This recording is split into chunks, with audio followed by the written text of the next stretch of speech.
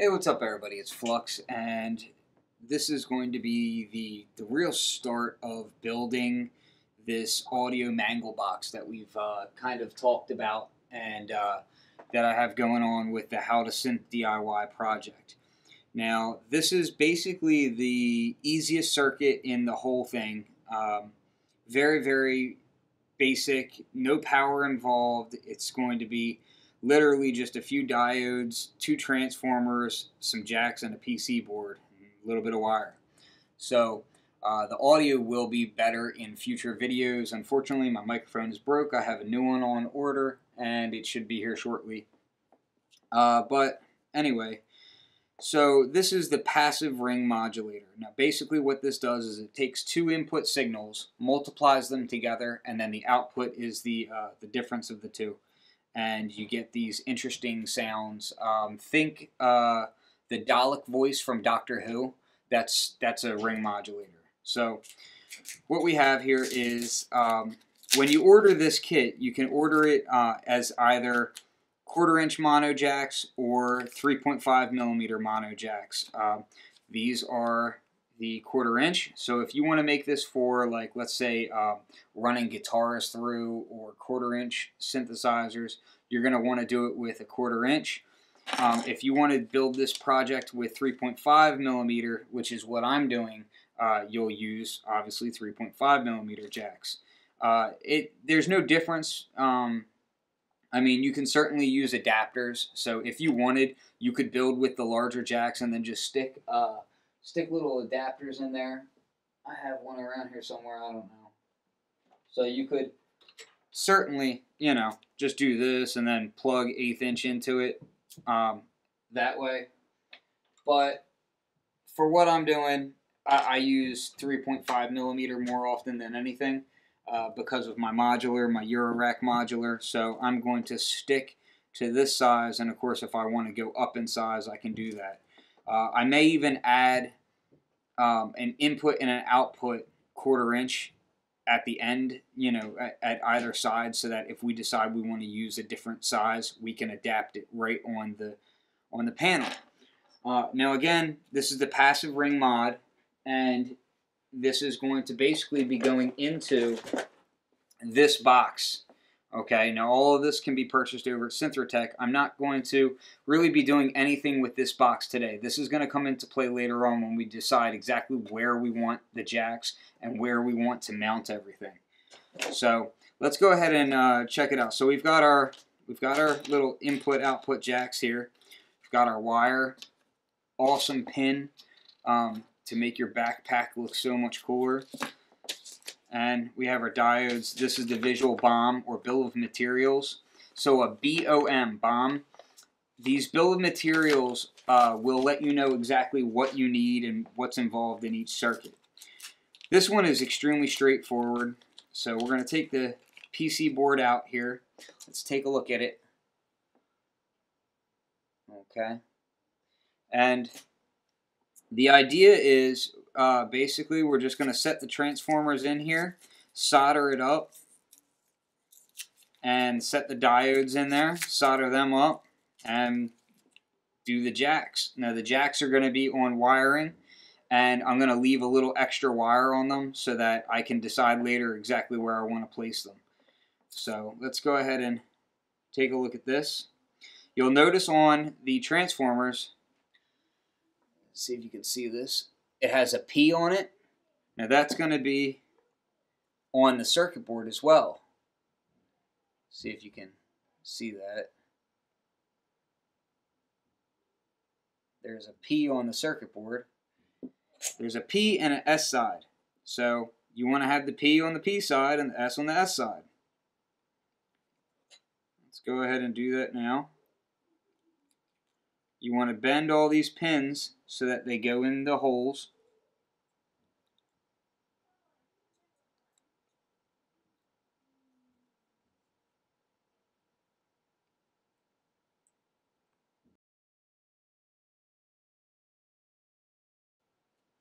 Okay. And when you're putting these in, these flat little tabs right here, we want to bend them out so that everything is nice and flat. I'll show you that as well.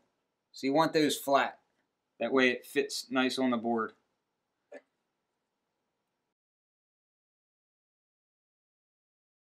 All right. Let's go ahead, pull the diodes out. Now, diodes are polarity sensitive. And what that means is it does matter which direction they go. Diodes have a kind of clear glass to them, and then a line. Let's see if you can see this. So with the line side, you want to match that up to the line on the circuit board. Pretty straightforward there. Okay? And you're just going to bend them so that they're at a 90-degree angle. You know, when you get them, they're flat. And this is going to be the same for resistors, you know. Unless you're standing stuff up, you're going to bend both sides down like this. And you're going to line them up. Now, each one of these is the same value, so it doesn't matter which hole it goes into. They're all the same. And we're going to get them in here as flush to the circuit board as possible. And that's more just an aesthetic thing. We want to make it look nice. We're going to try and do our best to not have this project look too shoddy. Once we get the fourth one of these in here, we'll go ahead and do the soldering for that stuff, and we're going to do the jacks last. Okay, so now we have all the components except for the wire for the jacks inserted, and I'm just going to go ahead and start soldering it up. Let's get a little bit of solder out here. Now, if you've been following the series, I posted some links to EEV blog, which is an electrical engineer's blog, and the guy does excellent videos on how to solder, and you know, just I can't tell you enough how valuable it is to pay attention to what that guy says, more than what I say, because I do this as a hobbyist. I am not an electrical engineer, so you know, just pay attention to what he says. Just want to check, make sure this iron is good. Okay, so let's go ahead. We're going to heat the pad.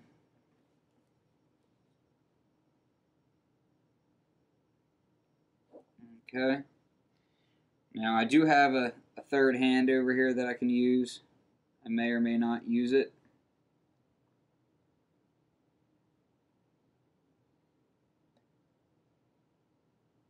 Now for a project like this, I mean, we're talking about very minimal soldering. So, and it's all relatively easy. So it's not really like we're going to be having to do a lot of care or maintenance on the soldering iron while we're soldering. Unlike a larger, you know, if we're doing a larger board, you're going to see me cleaning the excess solder off of my iron and kind of getting more in detail with it. But for now, not really needed. Okay, we've got one transformer done.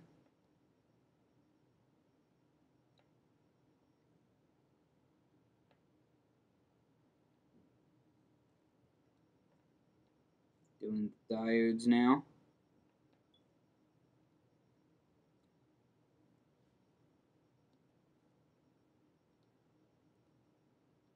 And again, when you're soldering these, you don't want just the tip. You want to kind of lay it on the side a little bit so that you get some heat transfer. You want to have the surface area of the soldering iron really sending that heat into the pad so that it distributes the solder evenly, and, you know, just kind of use common sense as far as, you know, heat transfer is concerned.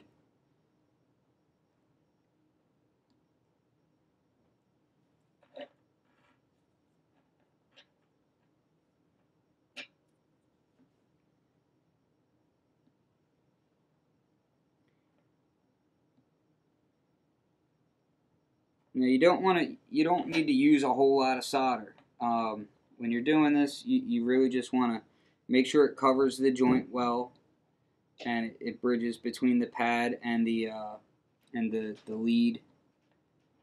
But you don't need to put a ton of it on there. I mean, really, and you're just touching the soldering iron to it for a couple of seconds.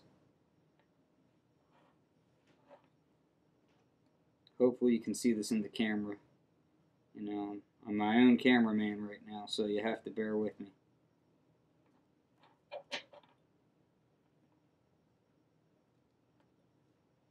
Okay.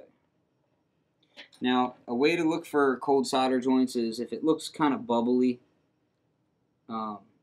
That's usually a sign of like a cold solder joint. So you just kind of want to inspect it nice and close and make sure everything looks good and secure, that you don't see any breaks or anything like that.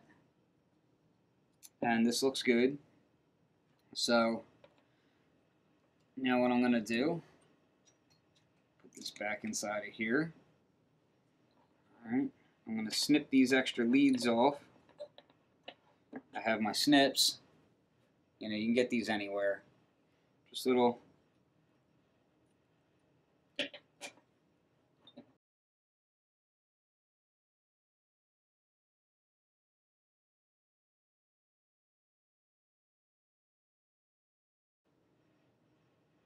Yeah, let's take a look.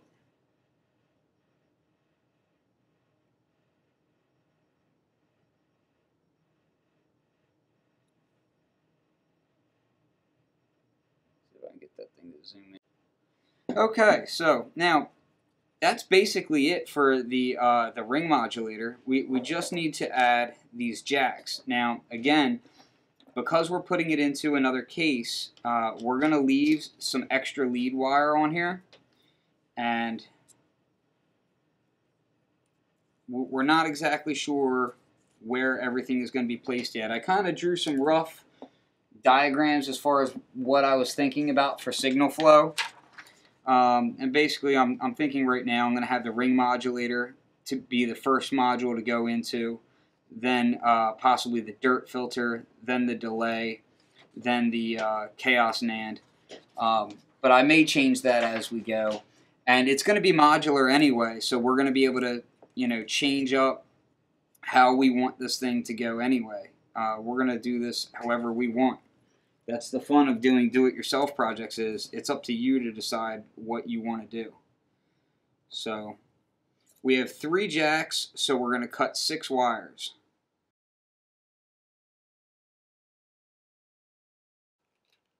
And we're stripping out the wire. Now, you can use a wire stripper to do this, or you can do it with your snips, whichever you prefer. For something this simple, I tend to just do it with my strips and, you know, just my snips, and just, you know, pop off the ends. You just don't tighten all the way down, just tighten down a little bit, and you just want to take enough off so that you have just a little space there, so that you can kind of you know, solder to it.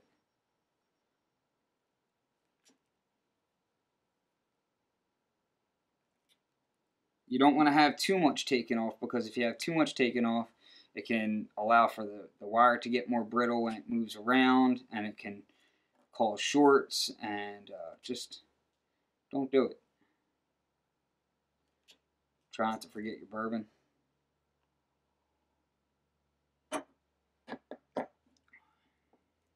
Alright, so now what we want to do is we're going to go ahead and wire the tips and the sleeves. Okay, so the tip basically is, think of the tip like positive voltage. So the tip is what's sending the information. That's where, let me grab a jack and I'll explain it a little bit better. So the tip, you'll see a ring, and then you have the sleeve.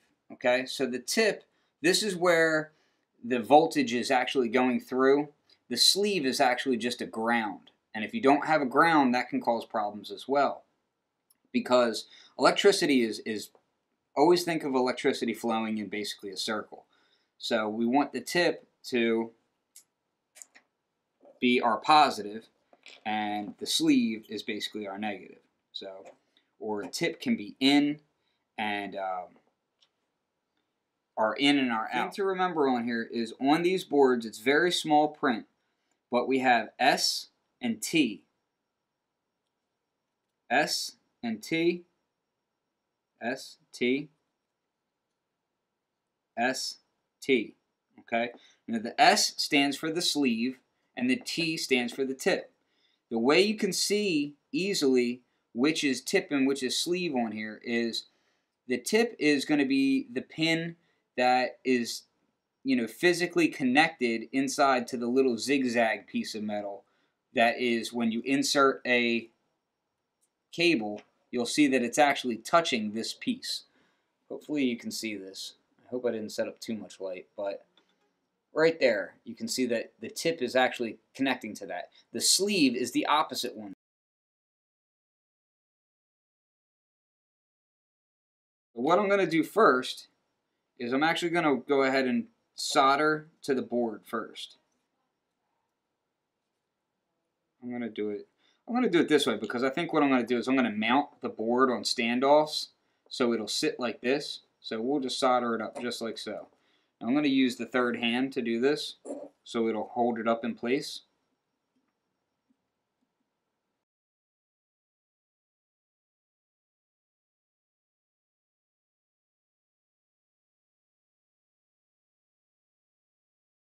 It's the whole point. This isn't something mass marketed. This is your box. You can do what you want. Heck, if you want to change this thing around, you could add multiple chaos NANDs and make like a really, really crazy drone box if you want. You could add more delays than just the one delay that I have in there. I mean, it's up to you to do what you want with it. The other cool thing about this project is because all these circuits are so affordably priced that you really don't have to worry about breaking it or screwing it up. If something messes up, just get another one. It's not like you're soldering on a Moog or something. You're soldering on very inexpensive circuits.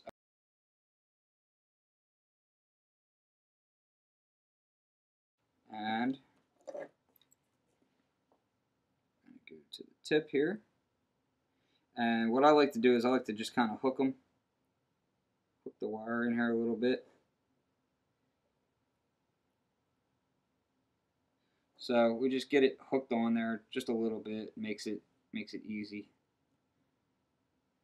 We're gonna solder this on here. And double check to make sure that you're soldering to the right spot, that you don't mix up your tip and your sleeve, because that might cause you a headache down the road. So just go slow with it. If you're not sure, just take a second look, Don't have to rush.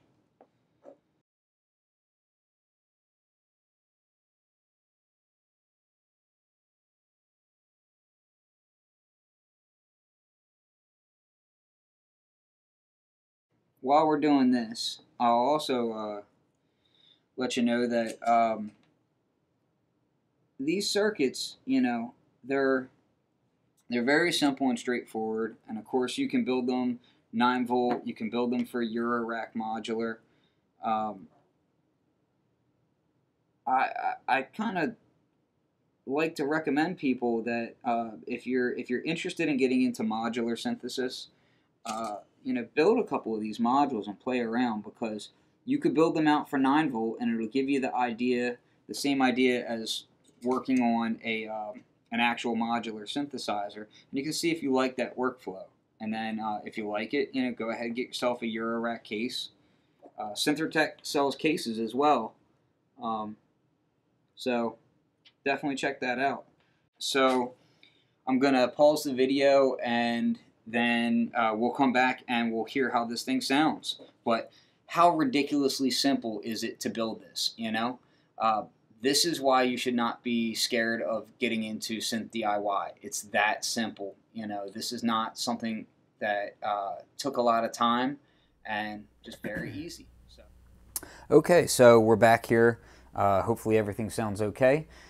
This right now is my voice going through a little lapel mic, which I have going into a Trana module, which is boosting the line level input to synth level. And this is the little ring modulator that we built. Okay, I don't have it in any case or anything. And what I'm going to do now is I'm going to show you some examples of how this thing sounds. So I've already sampled my voice into the phonogene, and I'm going to use the phonogene to kind of display how this thing sounds.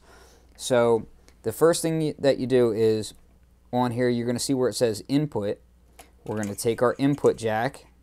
Okay, I have them kind of mixed up here. Let me untangle them.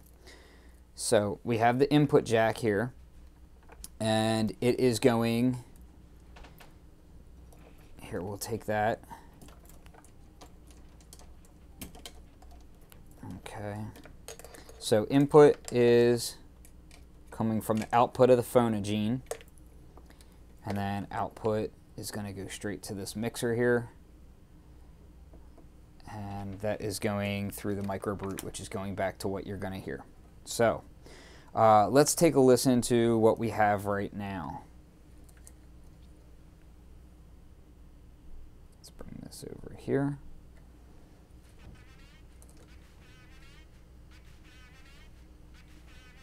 You'll notice that the volume is extremely low. So when we send it in the other carrier, okay, watch what happens here. We're going to give it some signal. So I have just a square wave oscillator from the SEM voice here going into it, okay? And right now it's attenuated all the way down so that we're not getting any signal from it. And we'll bring that level up.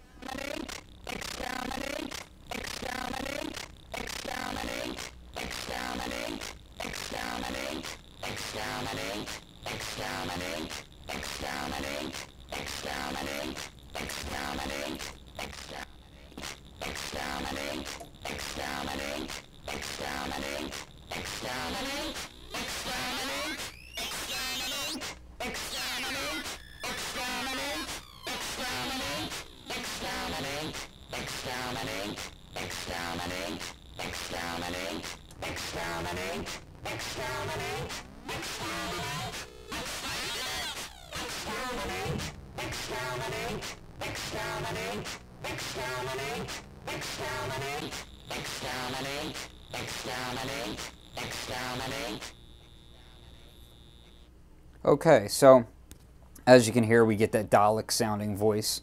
Now we can also play around with the order of things. So let's switch the carrier and the input and see if there's any difference from there.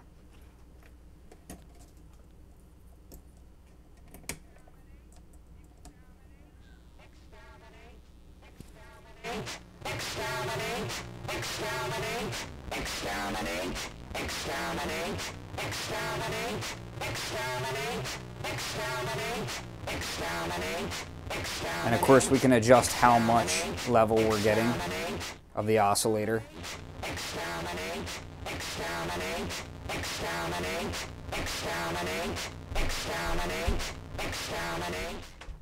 And there you have it. We've got our passive ring modulator, which will be going into our sample mangler box very soon.